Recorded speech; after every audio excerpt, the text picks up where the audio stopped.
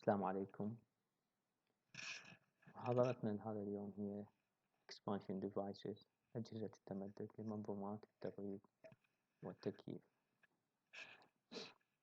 Introduction. An expansion device جهاز التمدد is another basic component of a refrigeration system. هو جزء أساسي آخر لمنظومة التجميد أو التبريد. The basic functions of an expansion device used in a refrigeration system are two.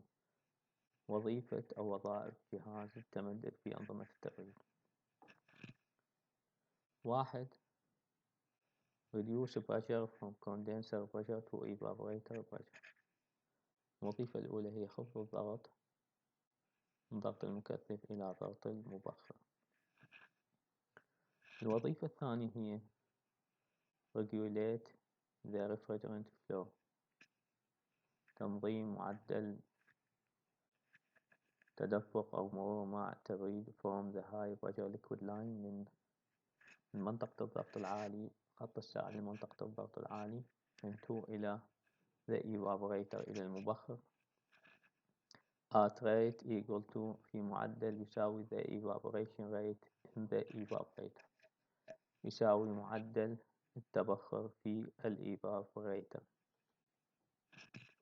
The expansion devices used in a refrigeration system can be divided into ممكن تقسيم أجهزة التمدد المستخدمة في أنظمة التبريد إلى fixed opening type يعني النوع اللي الفتحة مالته ثابتة، والنوع الثاني أو variable opening type النوع اللي الفتحة مالته متغيرة، الفتحة اللي يمر من خلالها ماء التبريد.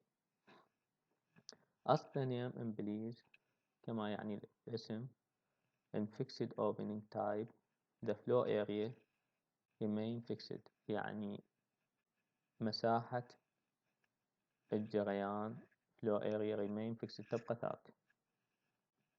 while in variable opening type النوع المتغير الفتحة the flow area change يعني المساحة الجريان تتغير with changing mass flow rates مع تغير معدل التدفق الكتلي.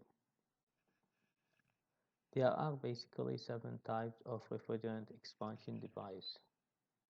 هناك 7 أنواع من أجهزة التمدد اللي هي these are 1 hand or manual expansion valve يعني صمام التمدد اليدوي.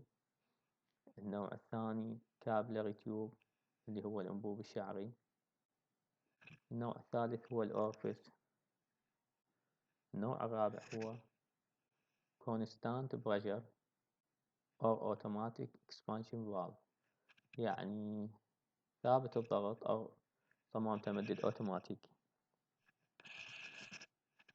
النوع الخامس هو thermostatic expansion valve.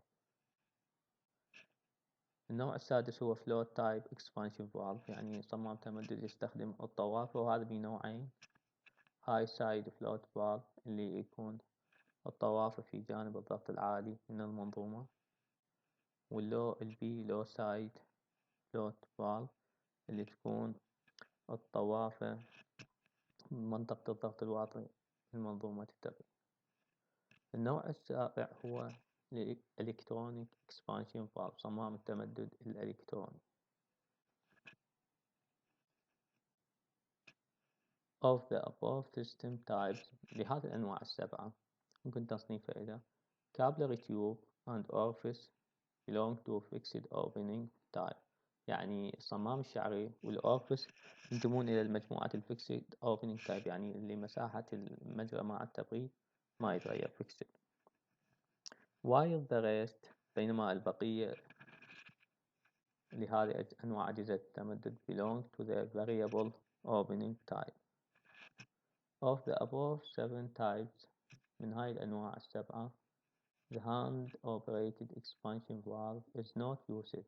hand operated يعني صمام التمدد اليدوي is not used when لا يستخدم when automatic control is required، عندما يعني تحكم أوتوماتيكي مطلوب.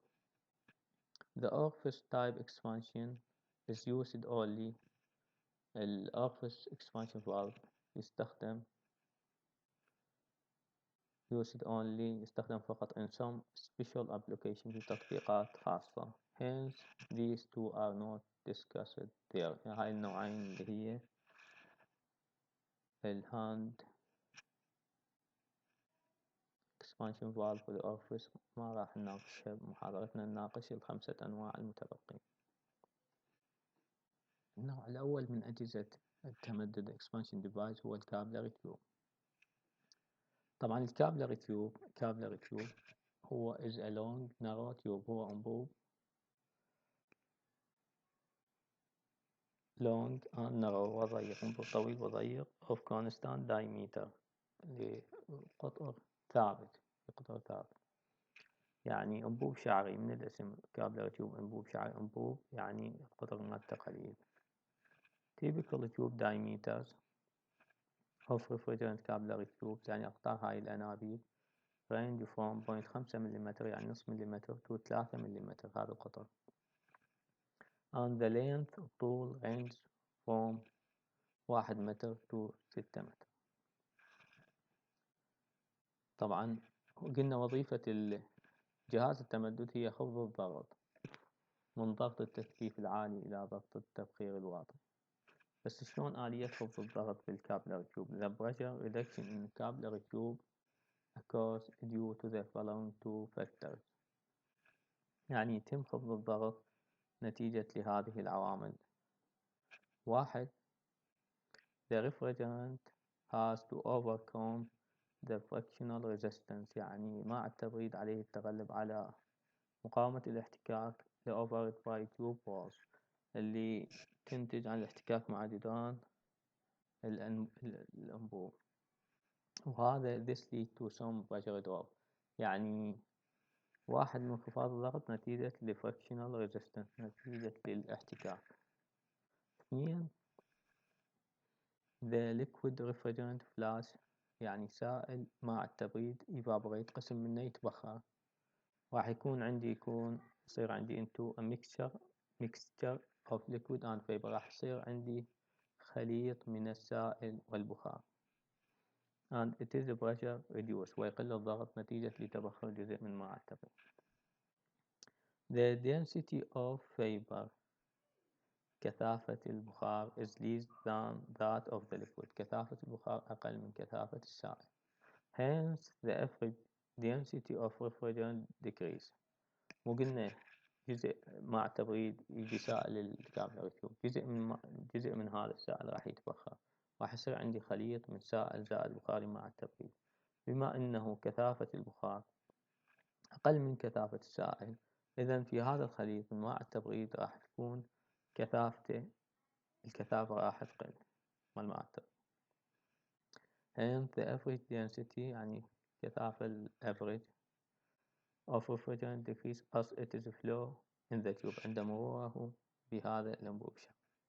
the mass flow rate، معدل التدفق الكتلي and tube diameter hence يعني قطر الأنبوب والمساحة مال الأنبوب being constant راح تبقى ثابتة. إذا إيش راح يصير؟ the velocity of refrigerant increase، راح تزيد سرعة مع التبريد. بما أنه معدل التدفق الكتلي الام دوت تساوي لرو اللي هي الكثافة density في velocity اللي هي السرعة في المساحة الاريا cross sectional area. بما أنه معدل التدفق الكتلي ثابت والمساحة ثابتة، density راح تقل كثافة مع التبريد. إذا راح حتى تبقى معدل التدفق الكتلي ثابت الام دوت يجب أن تزيد السرعة velocity.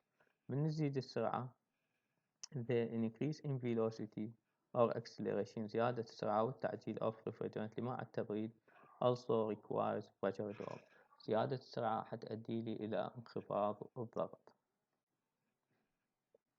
advantage of capillary tube، محاسن الأنابيب الشعرية.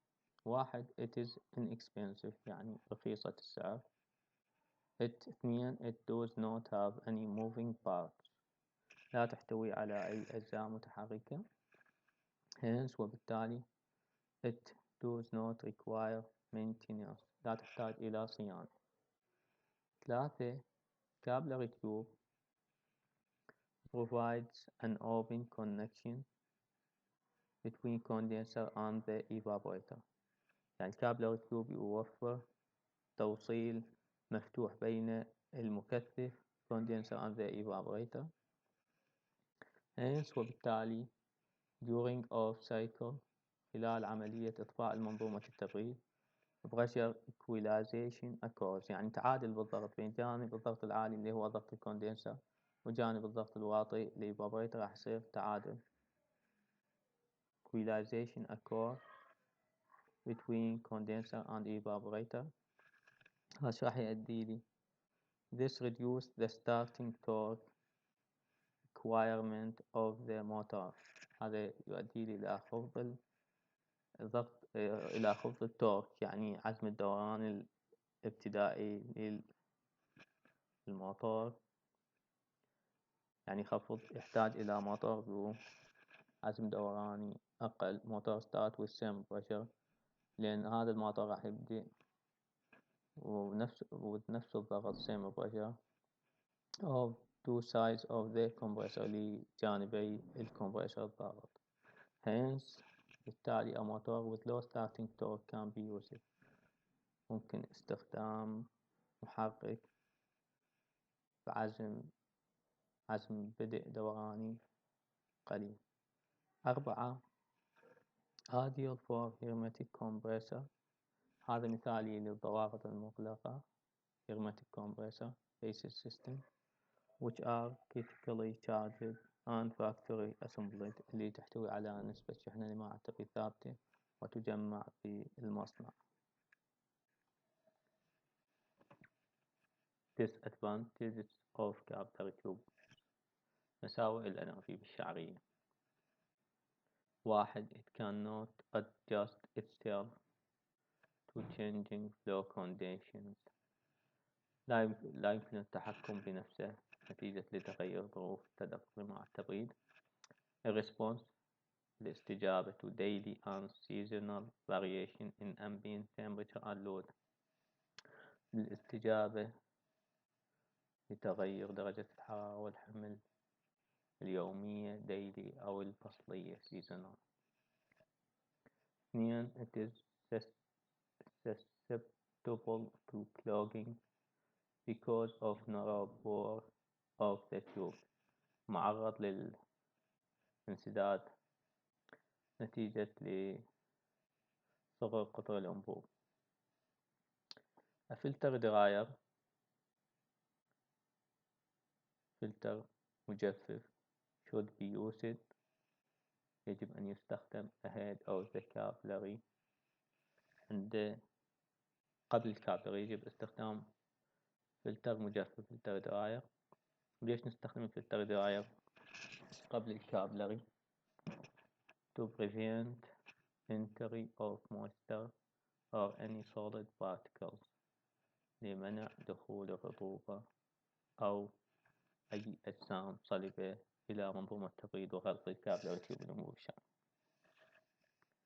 3 during off cycle liquid refrigerant flow to evaporator. خلال عملية إطفاء المنظومة off cycle سائل ماء التبريد liquid refrigerant flow to the evaporator يجي للإيفابوريتر. ليش؟ because of the pressure difference نتيجة لفرق الضغط between condenser and the evaporator. يعني عند إطفاء المنظومة بما أنه ضغط الكوندنسر أعلى من ضغط الإيفابوريتر راح يمر سائل ماء التبريد من الكوندنسر من المكثف إلى الإيفابوريتر. The evaporator may get flooded. evaporator ممكن أن ينملئ and the liquid refrigerant may flow to the compressor. ممكن أن ينملئ الكوندنسر وممكن أن ينملئ الإيفابوريتر. The evaporator may get flooded and liquid refrigerant سائل مع التبريد may flow to the compressor. ممكن أن يروح للكمبرسور and damage it when it start. ممكن أن يروح سائل مع التبريد للكمبرسور ويتلف الكمبرسور خلال بدء تشغيل الكمبرسور.